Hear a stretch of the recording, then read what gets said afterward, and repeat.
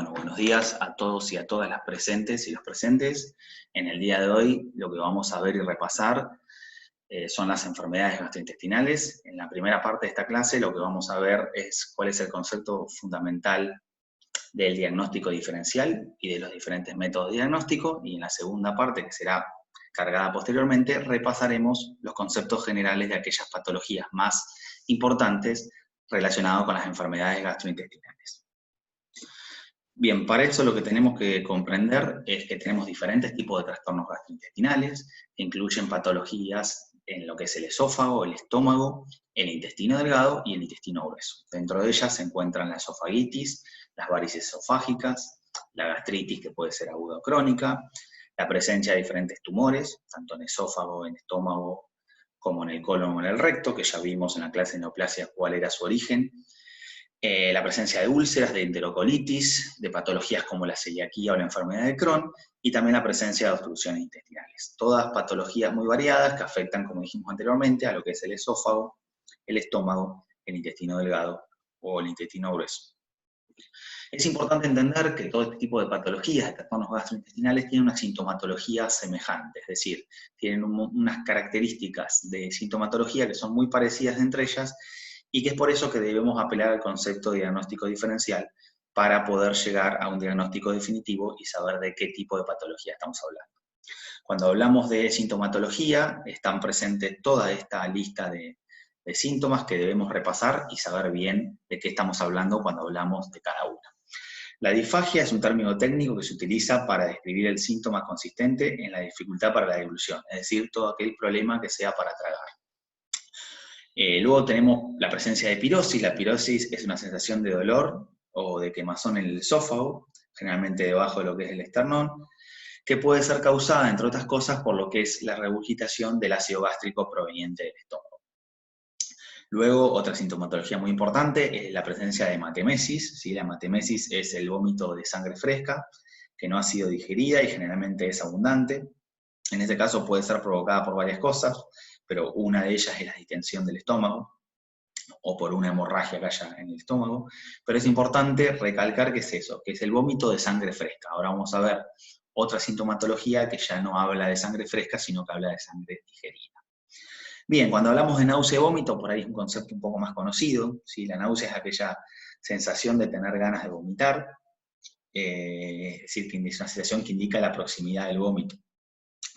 Bien, el vómito es también llamado emesis y es la expulsión violenta y espasmódica del contenido estomacal a través primero del esófago y luego obviamente al exterior de lo que es la boca.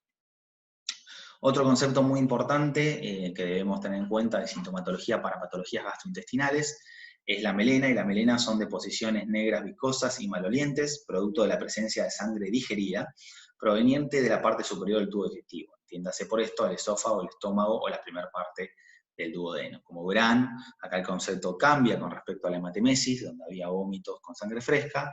Acá estamos hablando de deposiciones, ¿sí? Con sangre digerida que proviene de sangrado en el tubo digestivo superior. Y la hematoquesia es la presencia de un color rojizo en las heces, proveniente de la parte inferior del tubo digestivo. En este caso se considera la segunda parte del duodeno, el colon, el recto o el ano. Y bueno, esto puede ser consecuencia de varias patologías, y es por eso que se hace el análisis de laboratorio, donde se analizan las heces y se ve la presencia de hematoquesia, que nos va a dar un indicatorio, un indicativo de lo que es sangrado en todo lo que es el tracto del tubo digestivo a nivel inferior. Bien, y por último, ya un concepto por ahí un poco más conocido de sintomatología, que es la presencia de diarrea, que son heces líquidas, con deposiciones justamente líquidas, que generalmente ocurren de 3 veces o más veces por día. Bien, repasamos toda la sintomatología y dijimos que muchos de los trastornos gastrointestinales tenían una sintomatología semejante. Por eso que debíamos introducir el concepto de métodos de diagnóstico diferencial.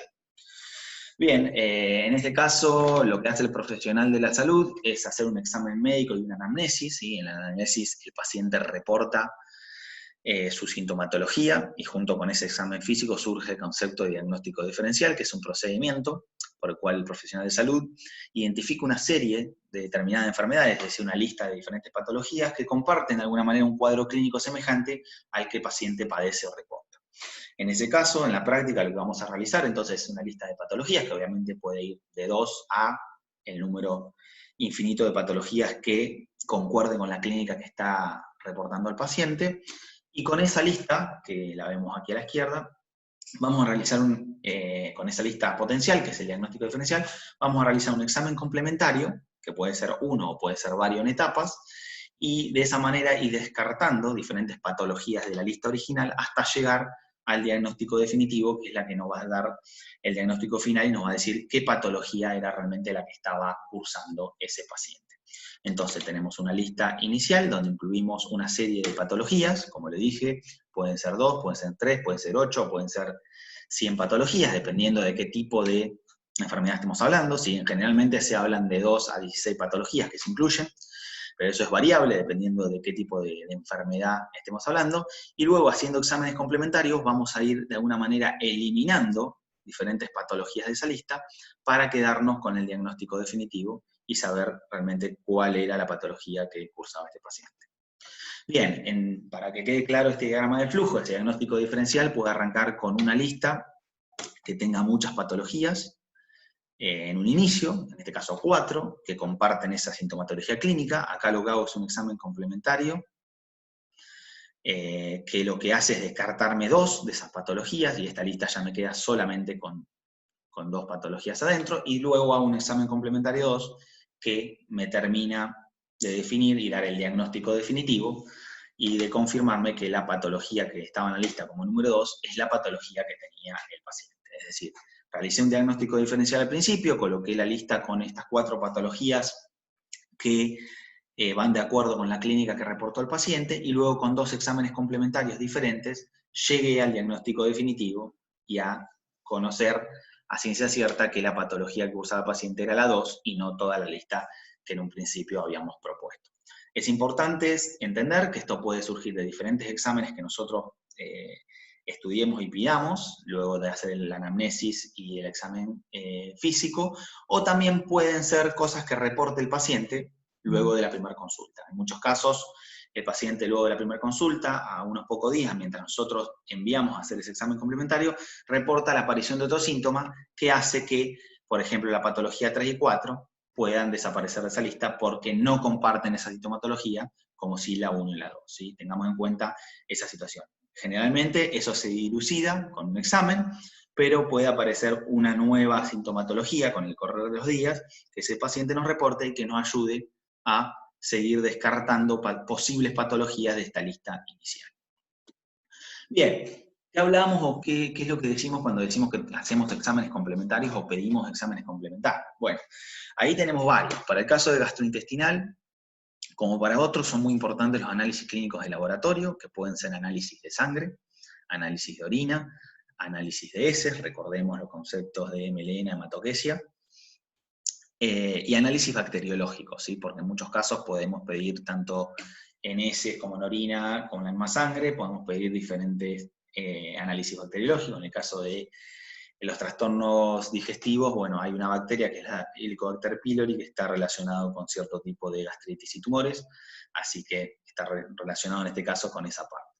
Otra cosa muy importante son el método diagnóstico que compone la radiografía, que ya lo vieron en la parte de cardiología.